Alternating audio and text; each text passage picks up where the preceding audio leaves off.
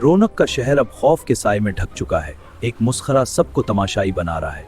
ये सुर्ख जादू की दुनिया में खुशी और खौफ का इम्तिजाज है। कायल ने अपनी कमर बांधी, उसकी आंखों में अज़्म है। उसका हुनर और हिम्मत उसे इस खूनी सर्कस की तरफ ले जा रहे हैं।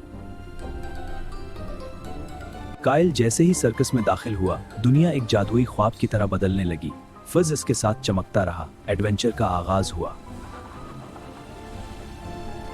चैलेंज कबूल है कायल? सायों में खेल शुरू होता है। जादुई चालों से बच निकलोगे?